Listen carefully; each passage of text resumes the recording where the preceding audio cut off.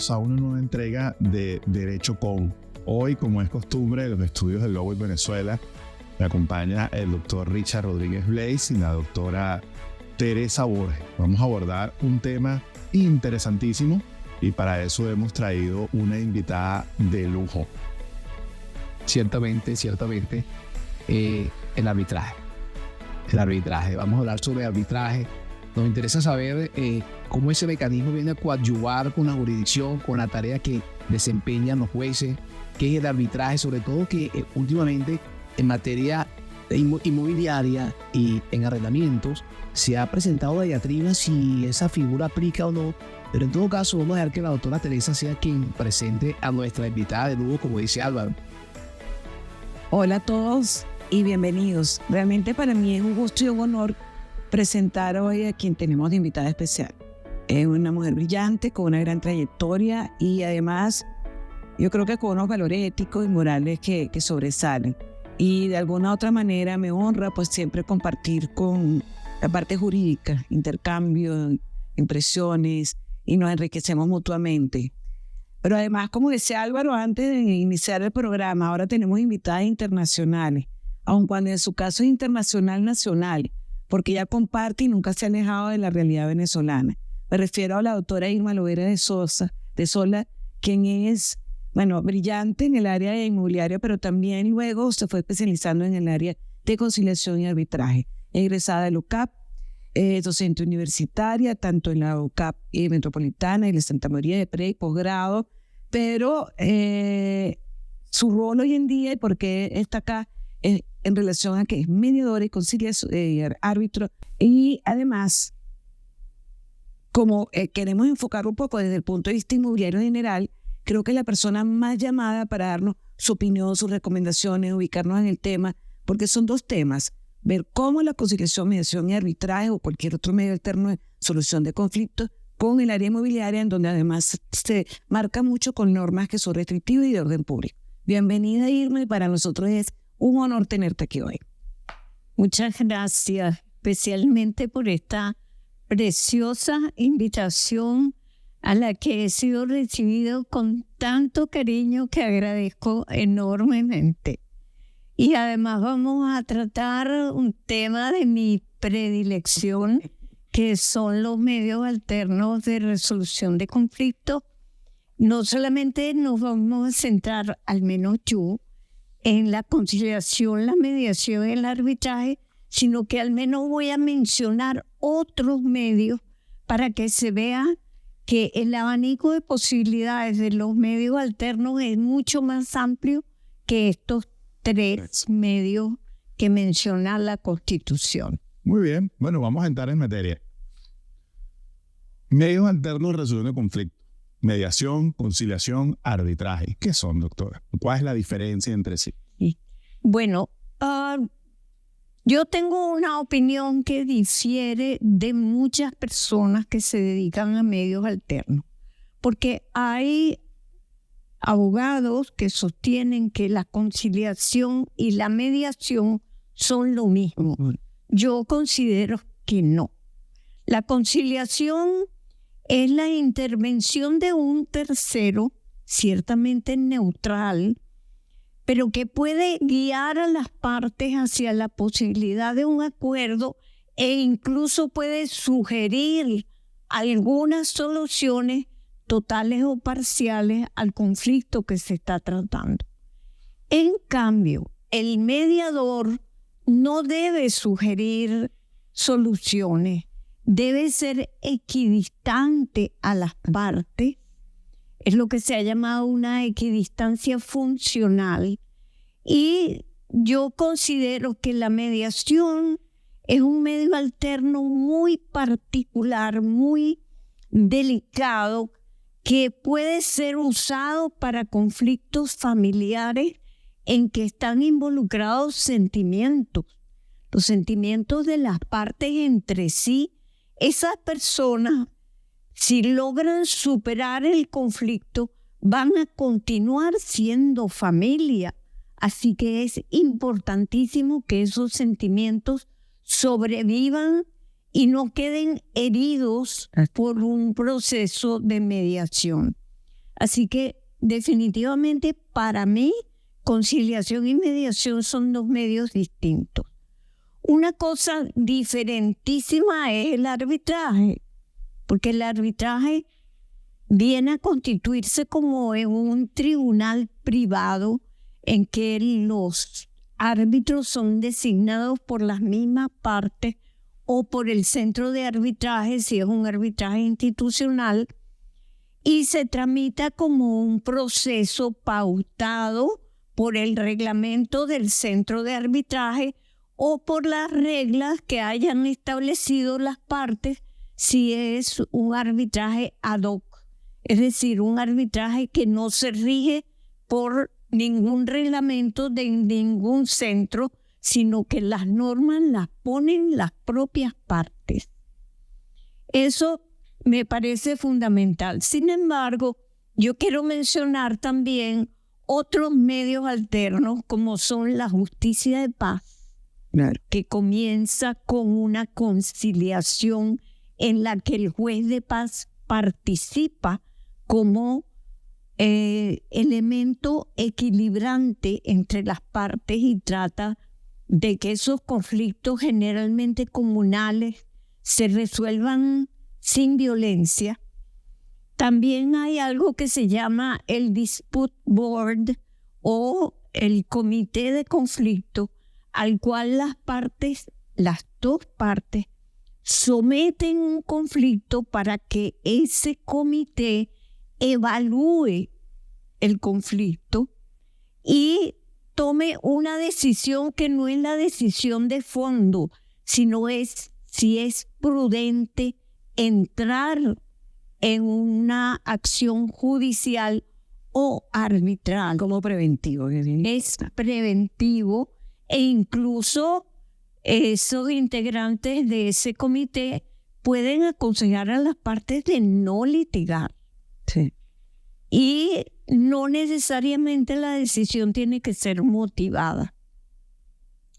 Hay otro medio muy interesante que se llama el Tribunal Multipuertas, que se practica en los Estados Unidos, sobre todo en los estados del oeste de los Estados Unidos, California en particular, en que las partes presentan su conflicto a ese llamado Tribunal Multipuertas y el tribunal decide cuál de los medios alternos es el más adecuado para resolver ese conflicto en particular. Cuando el conflicto es comercial, generalmente recomiendan el arbitraje, pero pueden recomendar cualquiera de esos medios.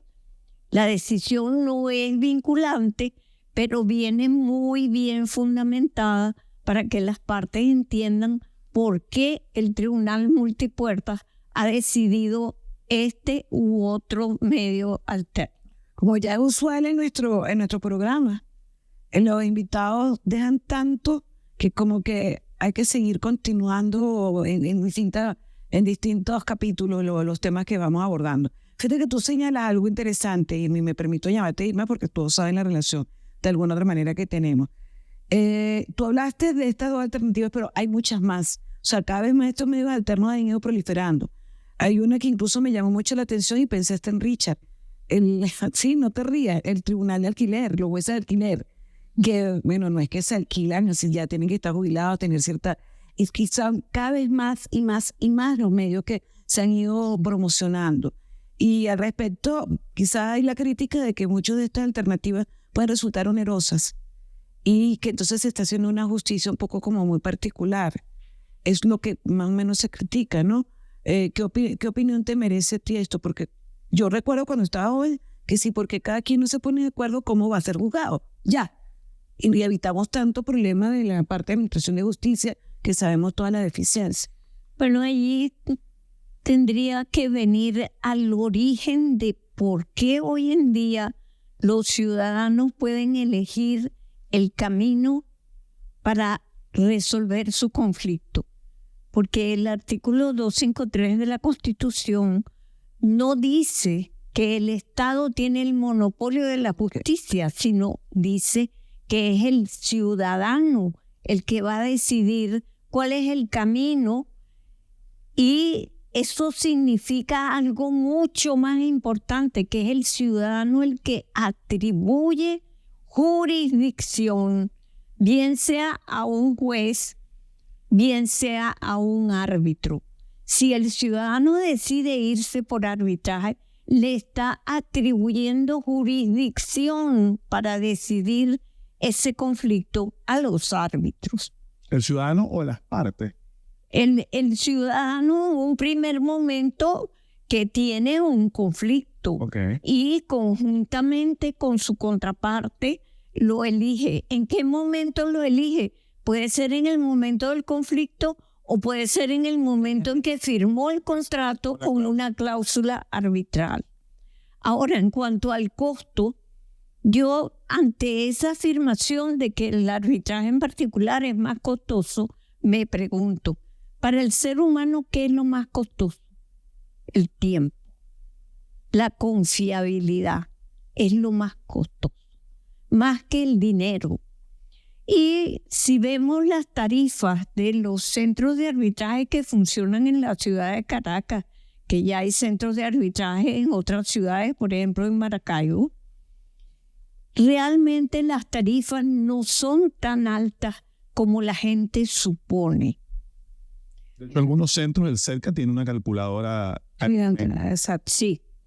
Y están públicamente en su página web y las personas pueden calcular los costos antes de empezar el procedimiento, lo cual en el ámbito judicial no se puede hacer. Ni se sabe cuánto va a durar, ni cuánto va a costar. Así que, ¿qué es más costoso? ¿Saber o no saber cuánto va a costar? Así que es muy discutible eso de que el arbitraje es más caro.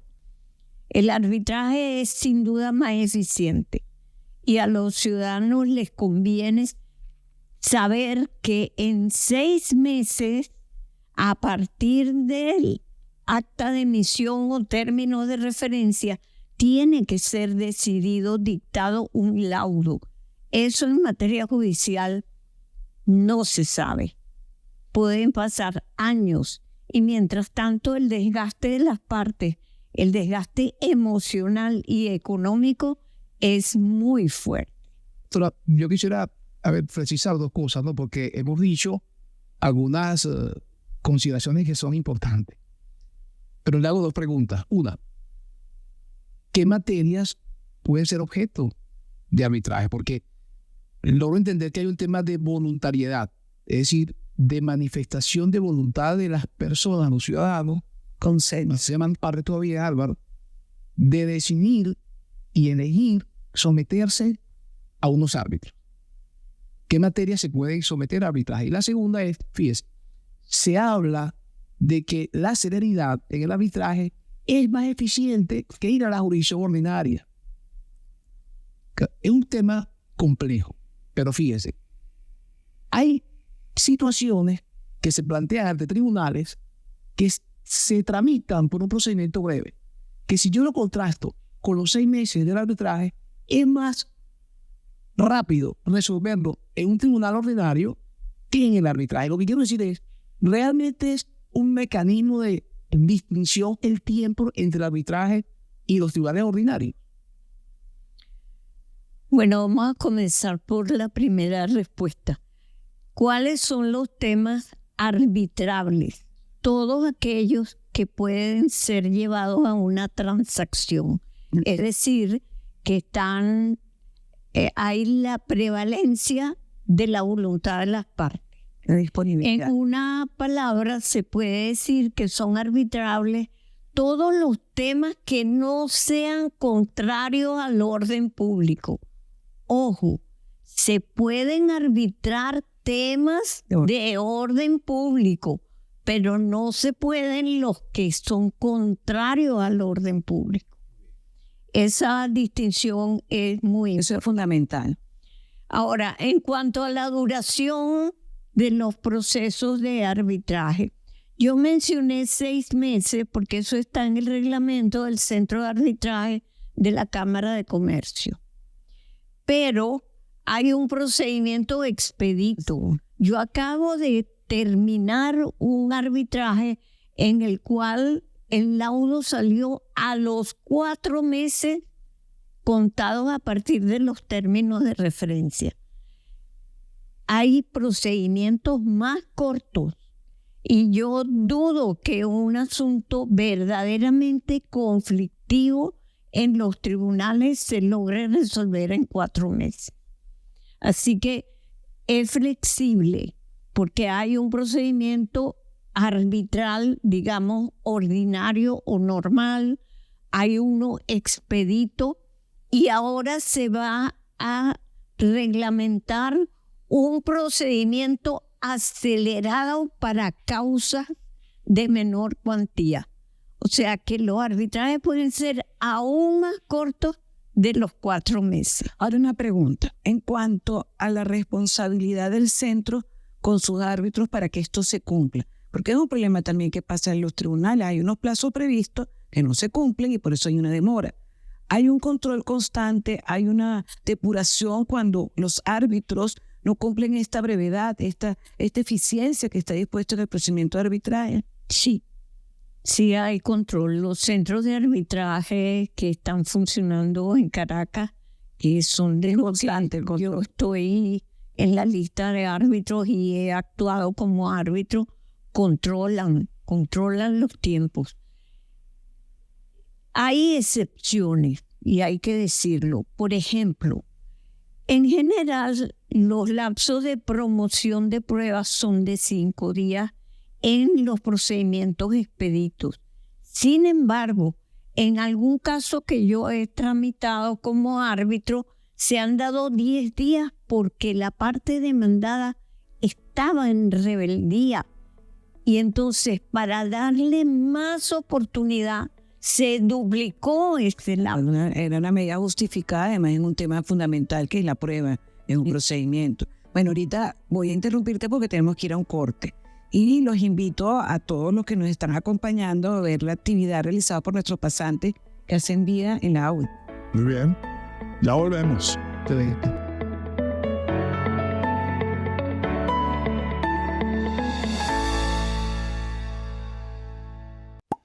Desde las instalaciones del LOWIT Venezuela, reporta para todos ustedes Joandris Guevara con el fin de informarles que en fecha 26 de junio del 2023, la Sala Constitucional del Tribunal Supremo de Justicia, mediante sentencia número 842, que tuvo como ponente a la magistrada Michelle Velázquez Grillet, sostuvo el criterio en el cual se reconoce la potestad que tiene el arbitraje como un medio alternativo para la resolución de conflictos.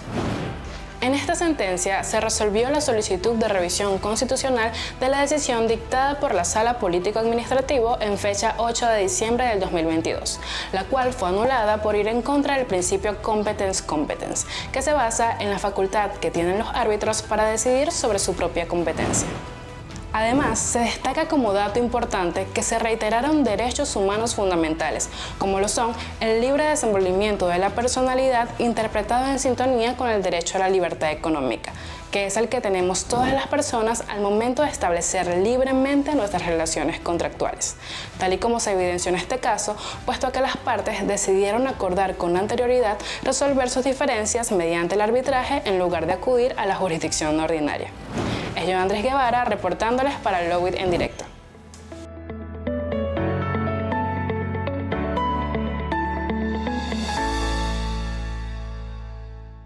Bien, estamos de vuelta en este segundo segmento.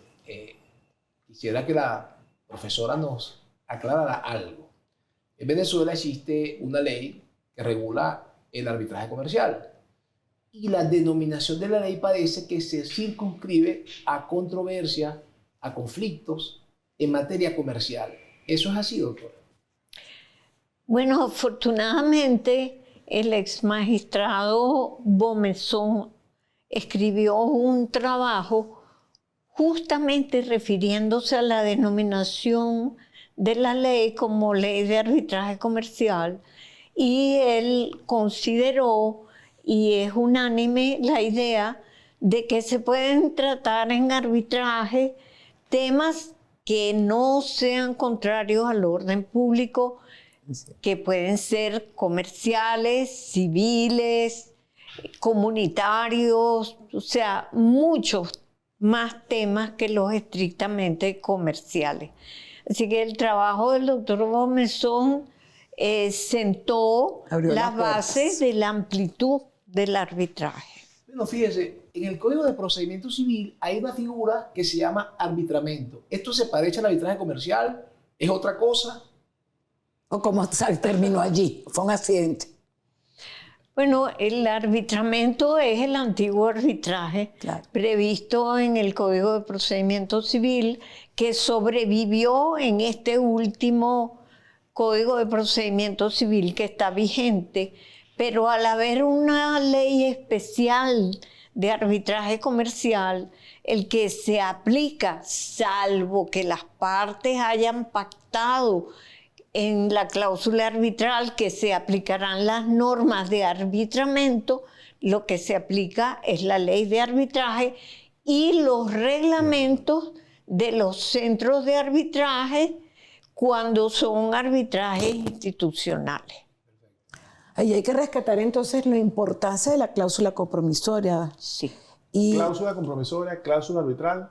es lo mismo. Muy bien. es lo mismo. ahora bien, porque antes comentaste, se puede firmar cuando surge el conflicto, lo cual es perfecto, o previamente.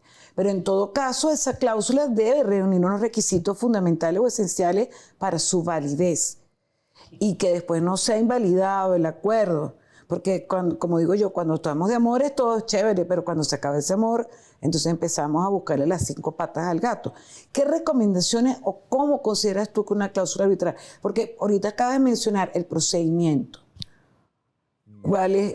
Antes decía, ¿qué centro? Y hay algunos ¿Qué otra centros cosa? que tienen cláusulas incluso. Sí, de tipo modelo. O tipo modelo, ¿no? Sí. Y sin embargo, hay cosas que siempre son mejorables. Que lo diga la doctora. Bueno, a ver. lo primero es que el compromiso arbitral, el único requisito que tiene es que sea escrito.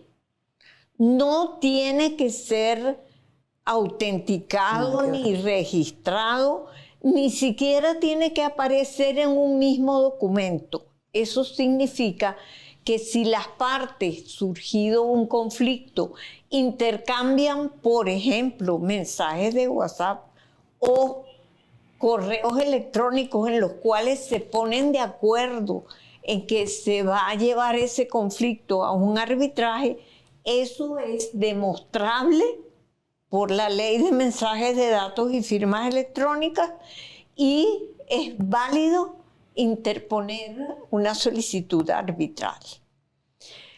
También se puede se puede suscribir un acuerdo arbitral cuando el conflicto ya está presente. Eso sucede con cierta frecuencia en temas de construcción, Sí. en que los contratos no contemplan una cláusula arbitral, pero al surgir un conflicto que generalmente en construcción no involucra todo el contrato, sino un aspecto. Por ejemplo, si tal trabajo debe ser considerado o no una obra extra o está contenido dentro del contrato original. O fue una modificación del Entonces, original. se separa ese conflicto y se lleva a arbitraje si las partes están de acuerdo. Pero el conflicto está ya planteado. Eso es interesante que la gente lo sepa.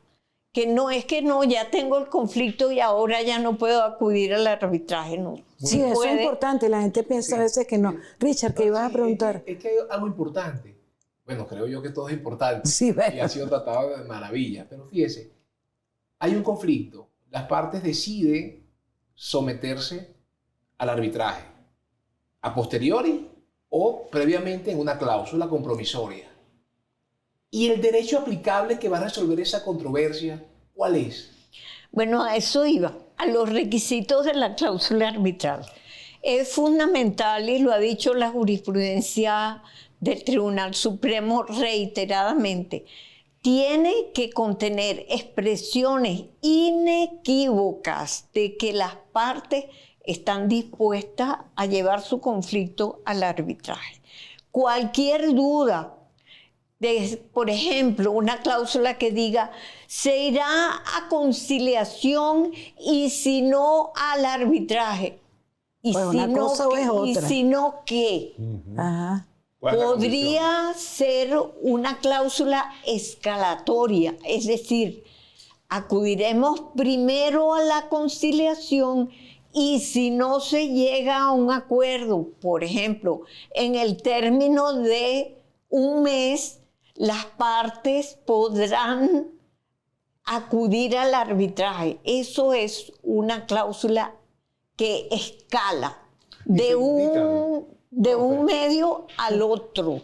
Y si no hay duda en la manera como fue explicitado en la cláusula, que el siguiente paso va a ser el arbitraje, sin duda se puede solicitar un arbitraje en ese conflicto específico que ha sido sometido a esa escala. ¿Qué preguntabas, Álvaro? Que si se debe indicar en la cláusula si es de esta forma, como usted lo manifiesta, Sí, primero la escalonado. conciliación y luego el arbitraje, si en la cláusula se debe indicar cuál es el centro que va a servir de conciliador y Allí quiénes son los vamos. conciliadores. ¿Qué otros requisitos debe cumplir la cláusula? Debe decir si es un arbitraje institucional o ad hoc.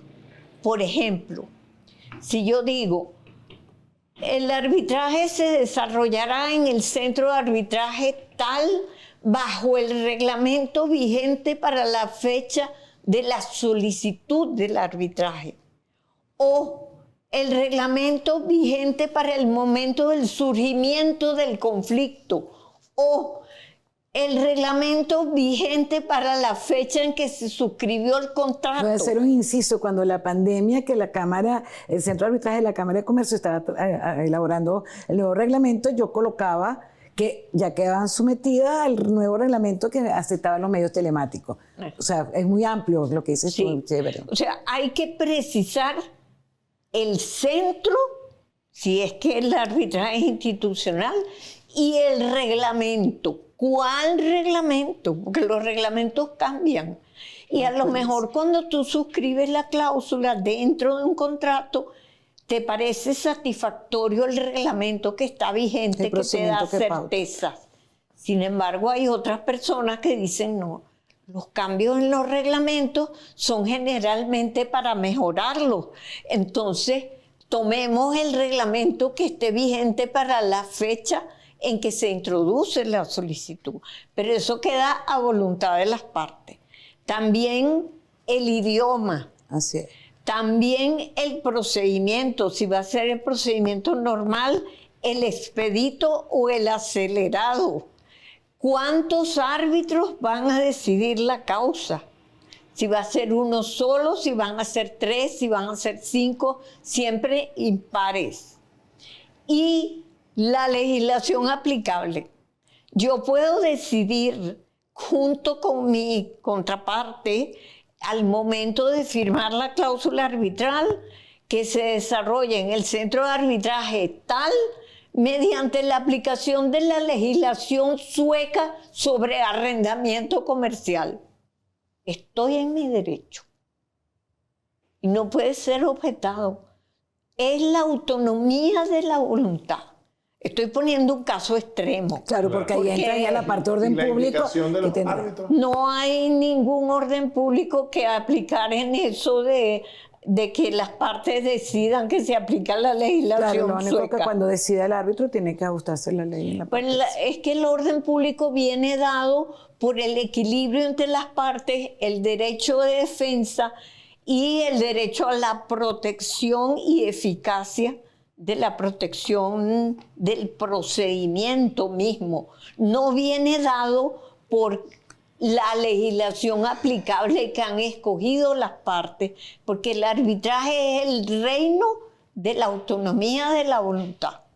Eso es muy Perfecto. importante. Fíjense, siguiendo con el tema jurisdiccional, procedimientos, ya tenemos claro que se elige o las partes escogen el derecho por el cual se va a resolver la controversia. Y el reglamento para el procedimiento. Ajá.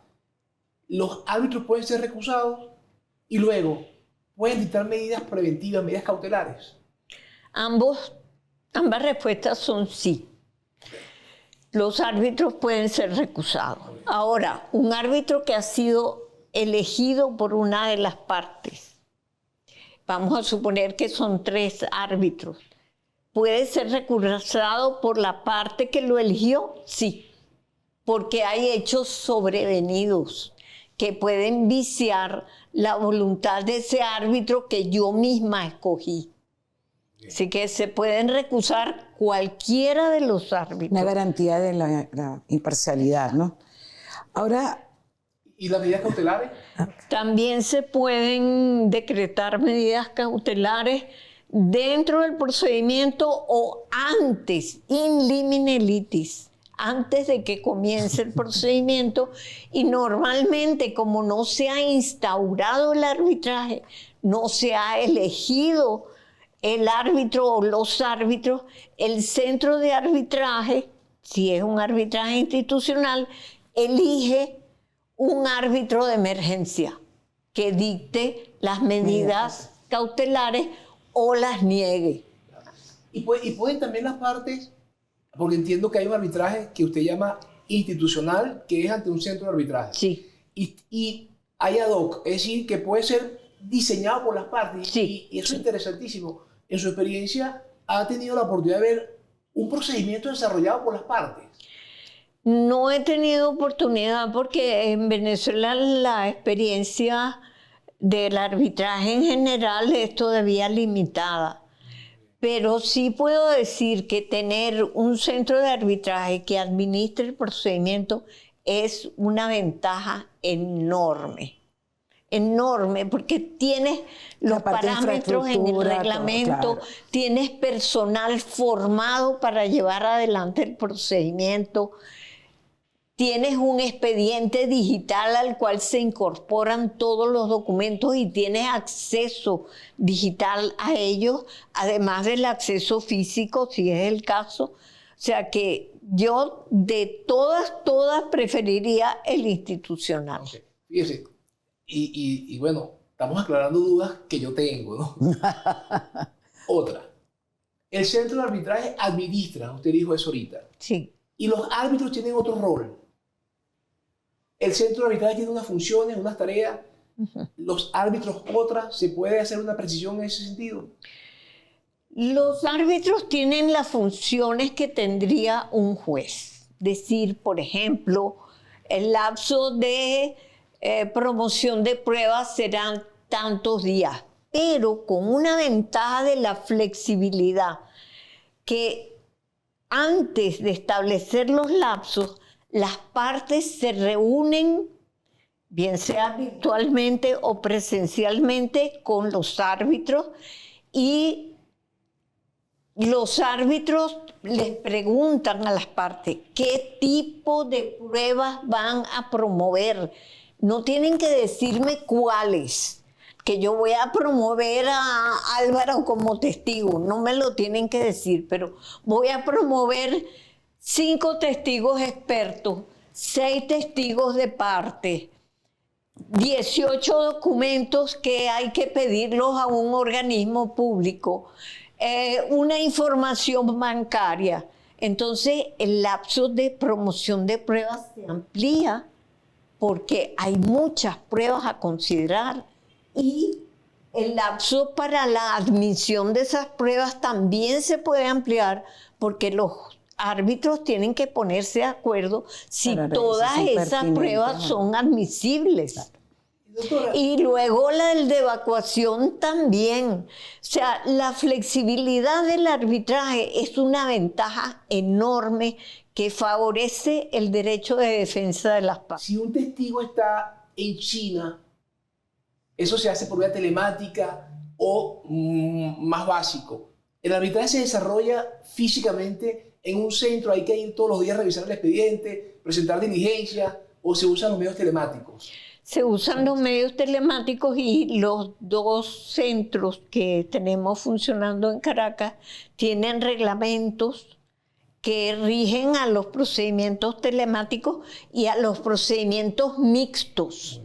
Por ejemplo, En un arbitraje en que estoy actualmente, el procedimiento es casi totalmente telemático. Sin embargo, las partes están en Caracas y pueden ir al centro a revisar físicamente el expediente, además de poderlo revisar telemáticamente el expediente digital.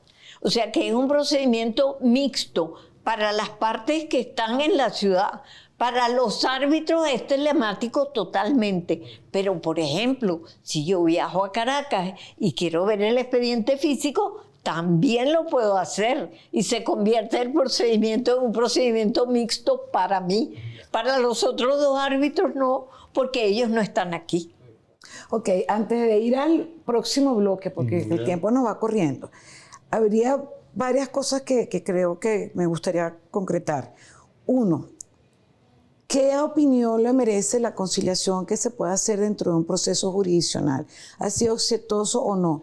Y ello porque vamos a entrar en el área inmobiliaria y, por ejemplo, en materia de procedimiento de arrendamiento y vivienda, están previstos no sé cuántas conciliaciones, por llamarla de tsunami conciliación. En materia de arrendamiento y vivienda podemos agotar el procedimiento de arbitraje, pero hay otra que es así antes de irnos al corte. Ok. Álvaro transmitió en uno de los cortes una inquietud que compartí con él, porque además creo que todos cuando empezamos a ver el arbitraje nos apasiona. Y además reflejar el número creo que fue bien valiosa, ¿no? ¿Qué porcentaje de los laudos que se dictan en estos centros de arbitraje son cumplidos sin tener que llegar a la jurisdicción? Porque ese es como el debate, ¿no? A la jurisdicción judicial. Claro, a la jurisdicción judicial para la ejecución. Claro, vale la acotación porque el que no conoce sabe que la ejecución corresponde. ¿Y qué tan ventajoso al final, que antes comentabas que tú en una sola frase no lo puedes decir, resultaría el arbitraje? Un poco para uno poder explicarle al cliente las bondades de este sistema, los riesgos o qué se puede hacer. Y luego entonces vamos para la parte del arbitraje en materia inmobiliaria y podemos empezar con la parte de... El reglamento del SEPCA prevé dentro del procedimiento de arbitraje que se pueda conseguir una especie de suspensión del litigio arbitral para entrar en una conciliación. A mí me parece una medida sana y que ha tenido bastante éxito. Sí. Ahora, si lo trasladas a los tribunales, que tanto el Código de Procedimiento Civil prevé la posibilidad de conciliar, que el juez llama conciliación, Sí. o hay algunos procedimientos que se han legislado en materia especial que prevé la conciliación. ¿Cuál es tu opinión o qué conoces tú en cuanto al éxito? Es conveniente. Lo que pasa es que la conciliación en los tribunales, particularmente en los tribunales del OPNA, no se desarrolla como tal conciliación. Prácticamente es la influencia del juez sobre las partes para que atropelladamente lleguen a un acuerdo y el juez se pueda sacar de encima un procedimiento y una sentencia. Sí. En los tribunales laborales se ha hablado del éxito de las conciliaciones, éxito que yo no comparto. Así es. Porque esas conciliaciones no se les hace seguimiento y no se sabe si son cumplidas o no los acuerdos a que se lleguen esas conciliaciones. También que ahí interviene un factor económico que también tuvo mucha incidencia. Y un factor social de influencia del juez en favor de los trabajadores, Sí. que si el juez va a ser de conciliador, debería ser imparcial. No llegar con el garrote. Exactamente, eso es. Bueno, está muy bien, tenemos que ir al corte. Está muy amena esta conversación. Doctora, de verdad que muy ilustrativa su argumentación. Vamos a una cápsula con nuestros pasantes y ya regresamos.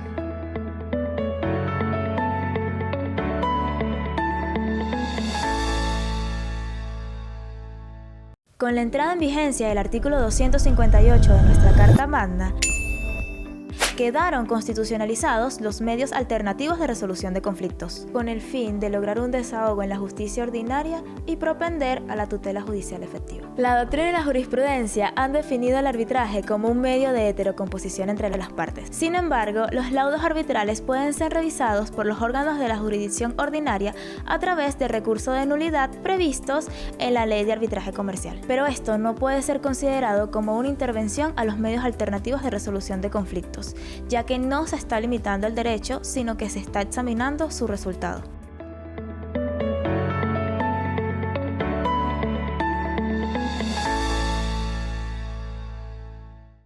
Muy bien, estamos de vuelta en nuestro programa especial con nuestra invitada, la profesora Irma Lovera de Sola. Quedó una pregunta al aire, profe, y es referente a la cláusula de arbitraje en contratos de arrendamiento inmobiliario. ¿Podemos incorporar cláusulas de arbitraje, cláusulas compromisoras en este tipo de contratos? Bueno, yo he considerado que sí se pueden incorporar, pero como hay 4 leyes que rigen en el arrendamiento en Venezuela, hay que discriminar por usos, que por cierto, la aplicación de cada ley depende del uso del inmueble, que es un criterio bastante frágil. Sí.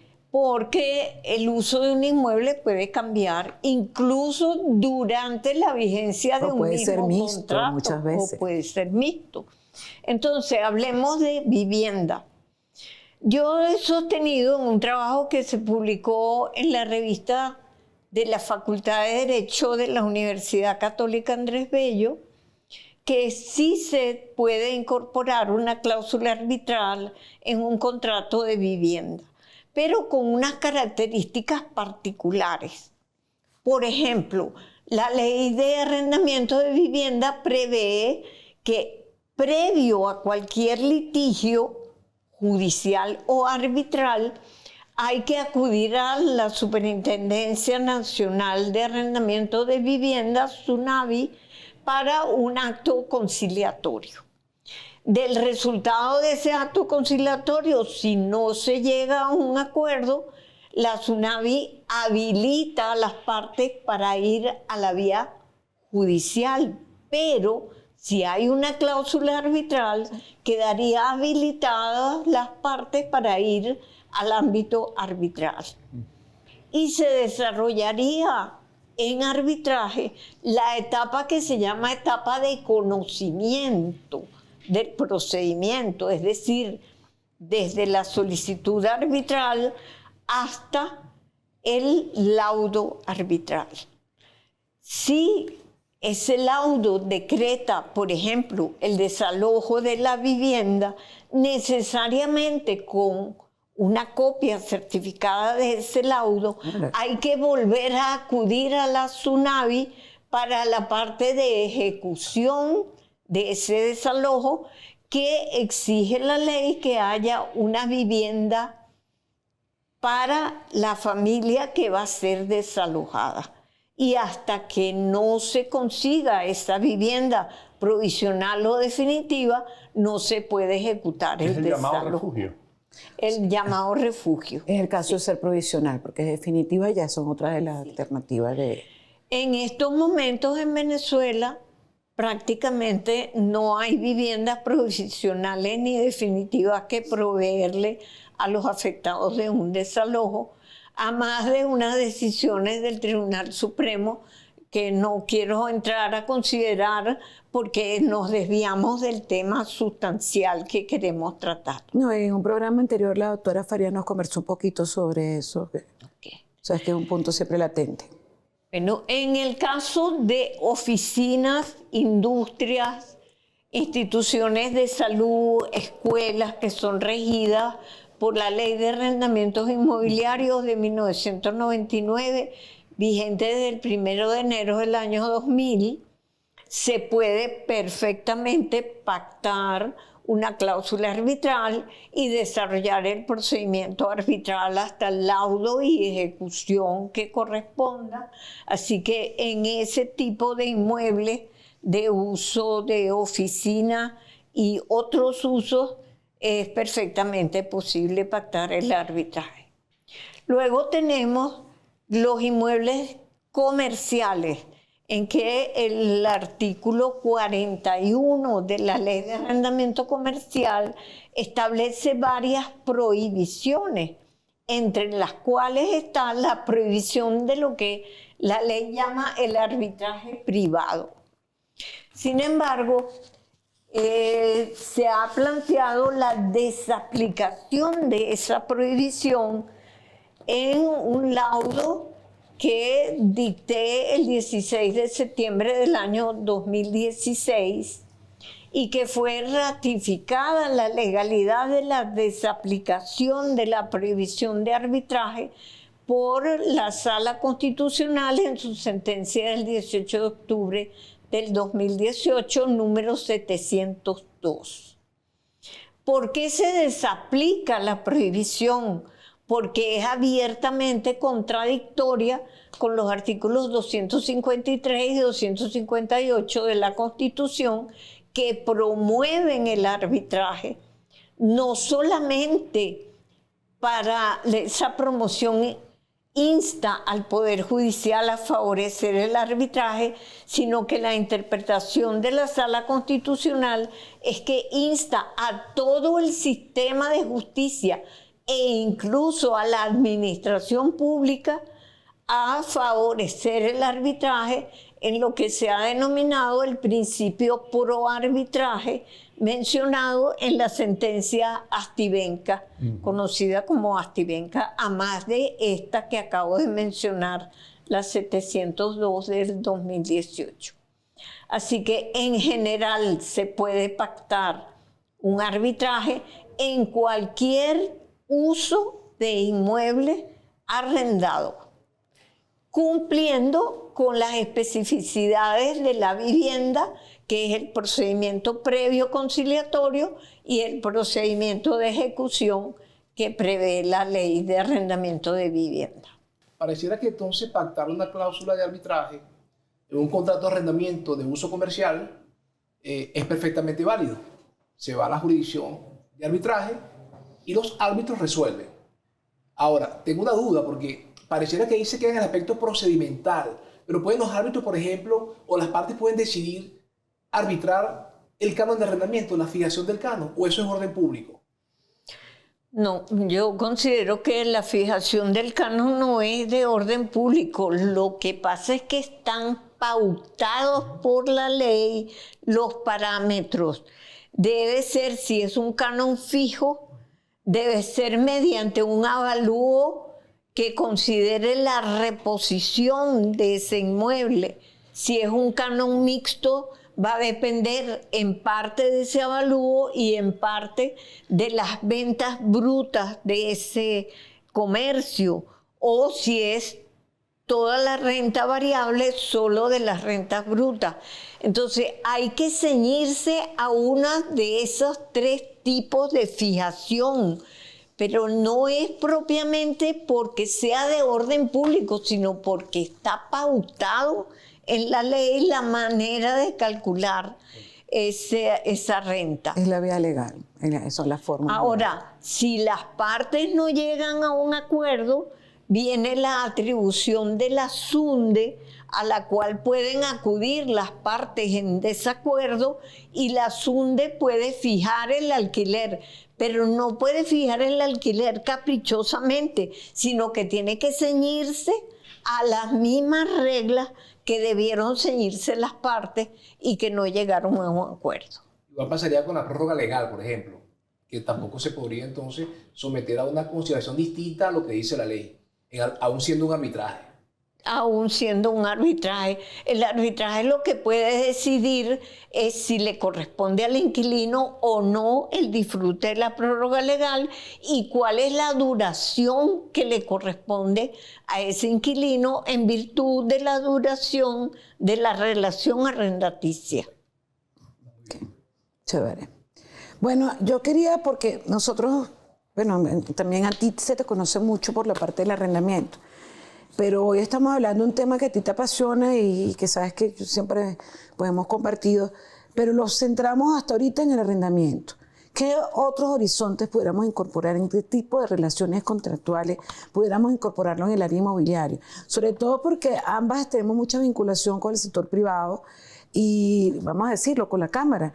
Y pareciera que tenemos que procurar que estos conflictos se canalicen de una manera diferente por muchas múltiples razones y sea más satisfactorio. ¿Qué otras áreas? Propia horizontal, en contrataciones de obra, en contratos preliminares. Ahorita contratos preliminares han bajado, pero hubo una época cuando había la distorsión monetaria donde hubo cualquier cantidad de problemas, ¿no?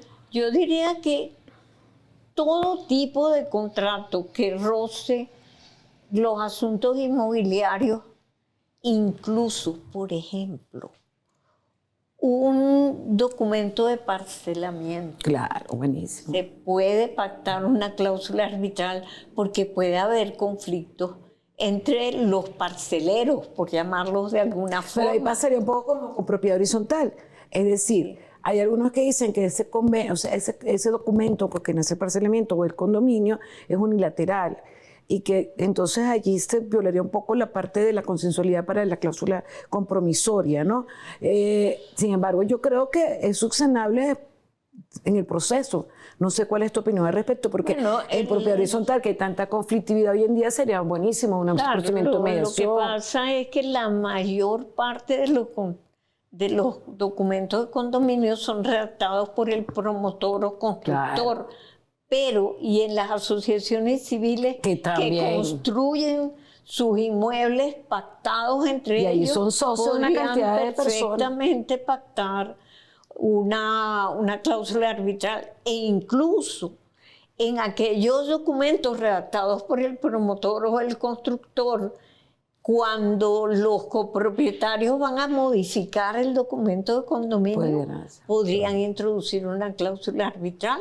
Bueno. Aunque requieran el 100%. Ni siquiera solamente arbitral, conciliación, es otro mecanismo, que sería una gran solución para estos problemas que estamos viendo hoy en día. Y de hecho, en los condominios se están aplicando conciliaciones, aunque no estén escritas en ninguna parte. Eso es la mejor alternativa hoy en día. Sí. Por ello, si se previera y no hubiera tanta discusión, este punto sería un tiro al piso, porque terminaría un poco la conflictividad en este tipo de comunidades y sería una solución mucho más eficiente y eficaz. Efectivamente. Creo yo. Ahora, actualmente el gran problema de los condominios es la insolvencia. Por dificultades económicas o por falta de voluntad de cumplir. Pero se pueden pactar cláusulas arbitrales. Muy bien, ha llegado el momento de nuestro tercer corte y además un momento muy esperado por todos ustedes y por nosotros también. Ha llegado el momento de La Dama Ciega por Lowwood Play de Lowwood Venezuela.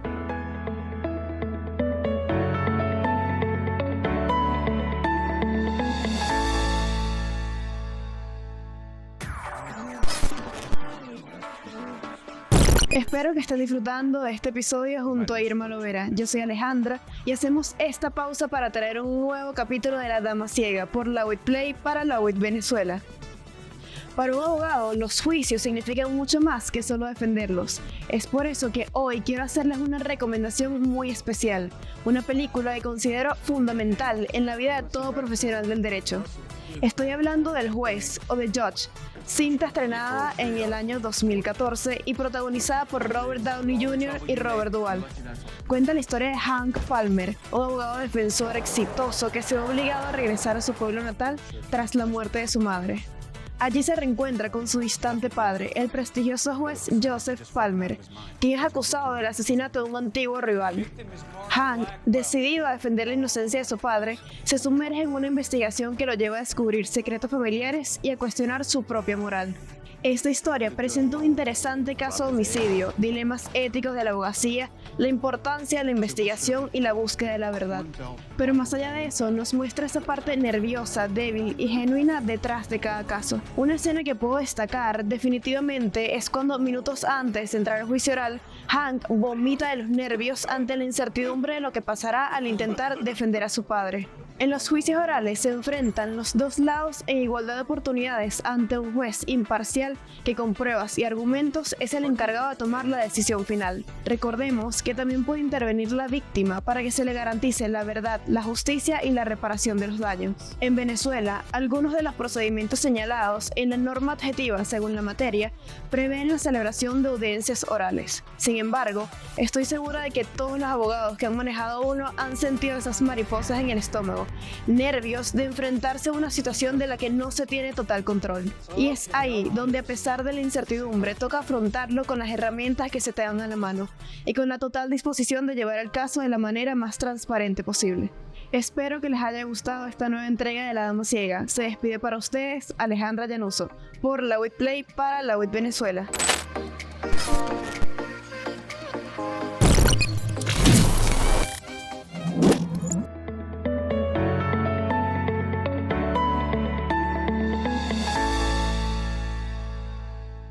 Bueno, bienvenidos nuevamente, pero ya para nuestro último bloque, aunque parezca mentira, ¿no? Y como ya es costumbre, vamos a cederle la palabra a, como dice Álvaro, que me encanta, a la profe Irma, para que ella nos dé sus últimas reflexiones por hoy, porque quedas comprometida no solamente presencial, sino también por otros medios telemáticos a acompañarnos en otras conversaciones en Derecho Con o en otras actividades de la UIT. Pues para nosotros es sumamente valioso y fascinante tenerte con nosotros. A ver, cuéntanos qué recomendarías tú o cómo serían tus palabras finales para este tema de hoy. Bueno, yo creo que es importante lanzar un mensaje favorable al arbitraje, pero no fanático, sino a los enemigos del arbitraje que generalmente argumentan que hay componendas entre los escritorios jurídicos y los árbitros. Debo decirles que los árbitros los eligen las partes, que las partes tienen el compromiso de elegir personas no solamente idóneas por la especialidad del caso, sino honestas desde el punto de vista profesional. Así que depende de las partes que ese tribunal arbitral se constituya de la manera correcta. A quienes tienen dudas de si el arbitraje será conveniente y será tan bueno como decimos los partidarios del arbitraje, que no significa enemigos del Poder Judicial, para nada, es que observen procedimientos de arbitraje, que estudien el arbitraje para que vean las ventajas y que seguramente hay algunas desventajas, porque sabemos que en el mundo de las leyes nada es perfecto, los reglamentos son perfectibles. Yo prefiero los arbitrajes institucionales porque hay personal bien formado que administra el proceso y a ver si dan el paso a ser un poco más favorables, no fanáticos, del arbitraje. Así que creo que este mensaje matiza las diferentes posibilidades de opiniones sobre el arbitraje. Yo he sido árbitro único y he sido árbitro conjunto con otros árbitros y mi experiencia ha sido muy positiva. Nunca he visto en los arbitrajes en que yo he intervenido componendas con nadie, ni con las partes, ni con escritorios, ni con centros de arbitraje. Al contrario, han sido procedimientos transparentes, llevados de una manera eficaz y eficiente y con todas las garantías al derecho de defensa. Es un valor entonces que hay que conservar, personas. Cabe un mensaje a los fanáticos del arbitraje y que sí son enemigos del Poder Judicial. Bueno, yo diría que el fanatismo no es bueno en nada en la vida. No soy enemiga del Poder Judicial, es más, fui juez superior contencioso administrativo suplente y fue una labor muy interesante. Y además de dirigir tribunales con mucha gente, muchos funcionarios, fue una labor interesante. Que el Poder Judicial hoy en día no es el que deseamos, es cierto. Que tenemos un reducto de imparcialidad y corrección en el arbitraje, es cierto. Pero esperemos que ambos caminos sean saneados y se pueda ejercer en ambos, tanto el Poder Judicial como en el arbitraje. Profe, y yo creo que algo importante también es hacer un llamado a las universidades, porque los abogados somos formados para ir a un litigio, a una contienda, y creo, yo soy también docente universitario, que nos falta profundizar un poco en la formación del abogado conciliador o mediador. ¿No le parece, profesora? Sí.